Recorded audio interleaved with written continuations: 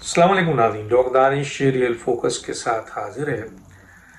آپ نے پاکستان میں 1947 سے لے کر 2024 ہے تو چھوٹی موٹی کانفرنس ہوتی رہی ہے، لیکن ایک کانفرنس کو پاکستان کبھی نہیں بھلا سکا اور اس سے پاکستان کا امیج بھی بہت بڑا ہوا تھا۔ ذوالفقار علی بھٹو صاحب کی سربراہی میں وہ کانفرنس ہوئی تھی پاکستان میں، اور وہ آپ کی اسلامی سربراہی کانفرنس تھی، اور اس کانفرنس کی بہت بڑی کانفرنس تھی وہ، جس میں اسلامی ممالک کے بہت ہی نامور جو آپ کے رہنما تھے وہ اس میں شامل ہوئے تھے۔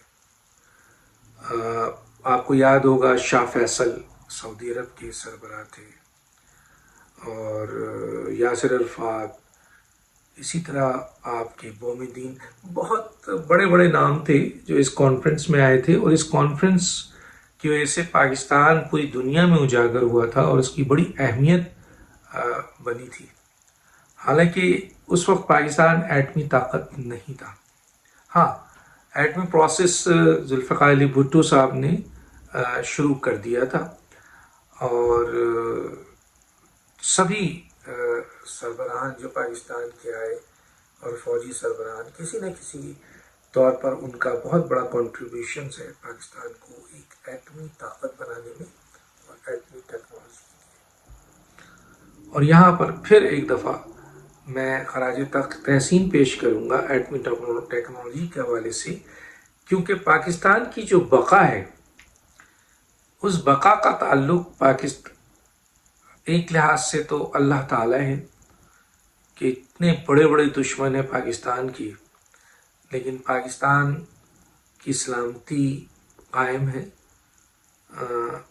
رسول اکرم صلی اللہ علیہ وسلم اور میرے اللہ کی رحمتیں ہیں، ان کی شفقت ہے، اور یہ ملک قائم ہے۔ لیکن اس کے ساتھ ساتھ اس کی ایک اور وجہ بھی ہے جو میرے رب نے پاکستان کو عطا کیا تھا، اور وہ ظاہر ہے اللہ تعالیٰ کے حکم کے بغیر تو کچھ بھی نہیں ہو سکتا، پتا بھی نہیں ہل سکتا ہے۔ تو میرے رب نے مسلمانوں کے اس وقت کے حکمرانوں کے دلوں میں یہ ڈالا کہ پاکستان کو ایٹمی طاقت بنایا جائے، اور اس طریقے سے اس وقت ایک نامور سائنسدان ڈاکٹر قدیر آئے، اور انہوں نے اپنی پوری زندگی اس اہم ترین کام میں لگایا، جس کا نتیجہ یہ نکلا کہ پاکستان جو ہے وہ ایٹمی طاقت بنا۔ تو یہ خراج تحسین ڈاکٹر قدیر کو دینا چاہیے، حالانکہ ان کے ساتھ بہت غلط بھی ہوا، لیکن جو کچھ بھی کیا گیا وہ بہت بڑی ناانصافی تھی۔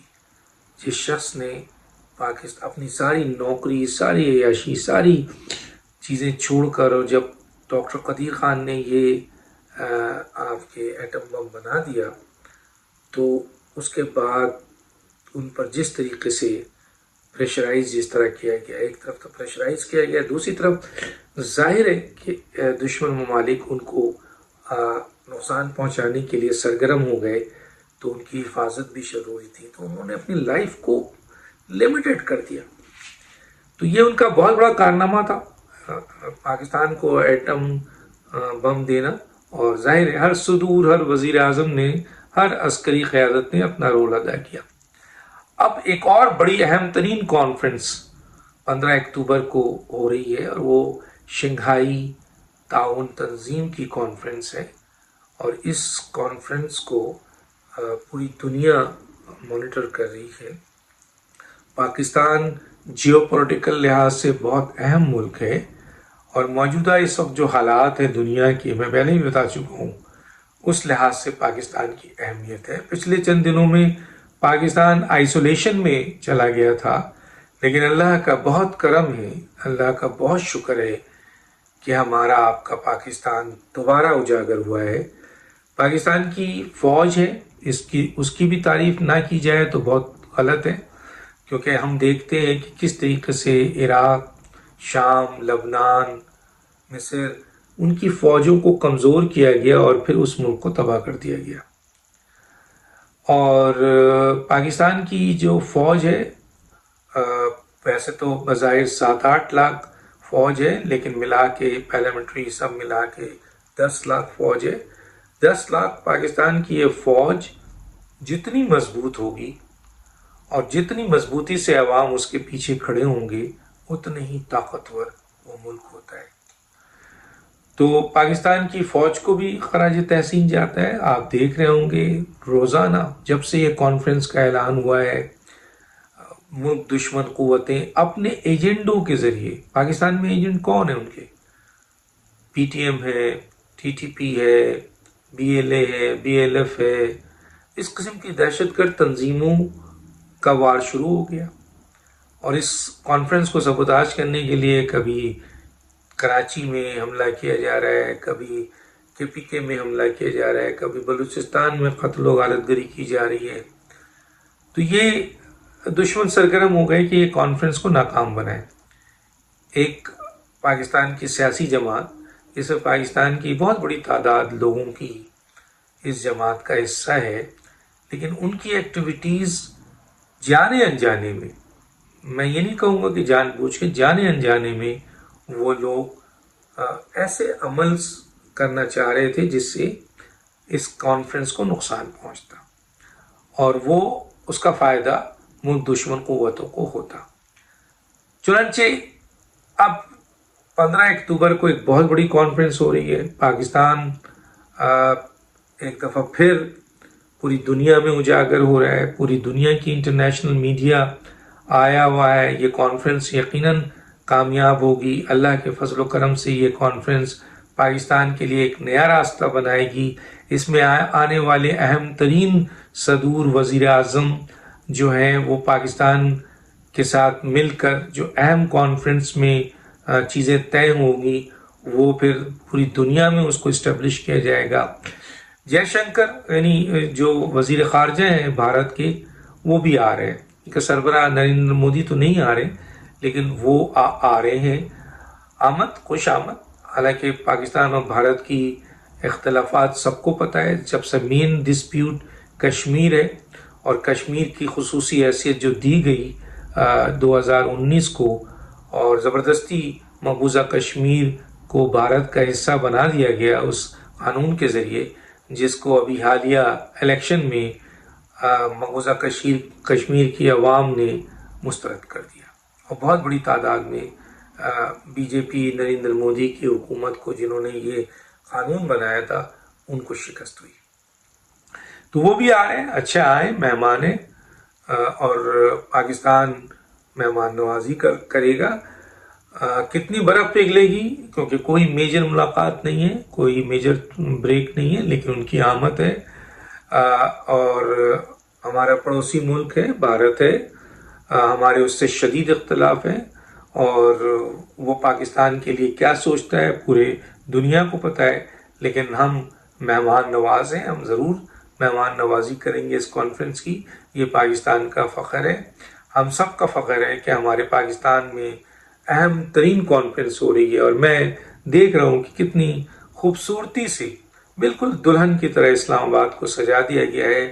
اور مجھے پوری امید ہے کہ اتنا خوبصورت ماحول میں جب یہ آپ کے وفود، سرکاری وفود اور یہ جو لوگ آ رہے ہیں یہ یقیناً اسلام آباد کو دیکھ کر خوش ہوں گے.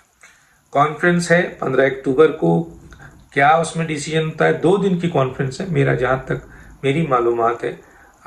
مجھے امید ہے کہ یہ 2 دن پاکستان کو نقصان پہنچانے کے لیے، سبوتاژ کرنے کے لیے دشمن اپنے ایجنڈوں کے ذریعے پورا وار کرے گا، لیکن پاکستان کی عوام، ہر سیاسی جماعت کا ورکر پاکستان کی عوام ہے وہ چوکس ہے. پاکستان کی فوج، سیکورٹی فورسز، پولیس سب چوکس ہے اور امید کی جاتی ہے کہ انشاءاللہ اللہ تعالیٰ کے فضل و کرم سے یہ 2 دن سب مثلا بہت ہی امن و امان سے گزرے گا اور یہ کانفرنس کامیاب ہوگی اور کامیابی سے ہمارے مہمان یہاں سے جائیں گے. یقیناً اس سے پہلے روس اور چین کے ساتھ پاکستان کے سربراہان اور عسکری قیادت جو ہے وہ بہت سے معاملات پہ بیٹھ کے بات کرے گی. ہو سکتا ہے کہ کئی اہم ترین MOUs جو ہے وہ سائن ہو، کوئی ایگریمنٹ ہو، اور یہ ایگریمنٹ جو شنگھائی تعاون تنظیم کی کانفرنس کے ذریعے منعقد ہوگا، اس میں یقیناً کوئی بریک تھرو ہوگا. اور آئندہ آنے والے وقت میں جس طرح ہم سن رہے ہیں کہ UAE بھی ہے، قطر بھی ہے، اور آپ کے کویت بھی ہے، وہ پاکستان آ رہا ہے. ملیشیا کے وزیر اعظم ہو کے گئے، سعودی عرب کا بہت بڑا ڈیلیگیشن آیا، $2 بلین کی انویسٹمنٹ، جہاں $10 بلین انہوں نے کرنا ہے. تو آنے والے وقت میں کئی وفود اور آ رہے ہیں، اور پاکستان کی معاشی حالت بہتر ہونے جا رہی ہے. اسپیشل انویسٹمنٹ فیسیلیٹیشن کونسل، فوج اور حکومت سویلین قیادت مل کر پاکستان کو ان کرائسس سے نکال رہے ہیں. یقیناً اس موقع پہ اختلافات سیاسی اپنی جگہ، لیکن پاکستان کی ترقی سے ہم سب کو خوش ہونا چاہیے. تو دانش کو یاد دیجیے. اللہ حافظ.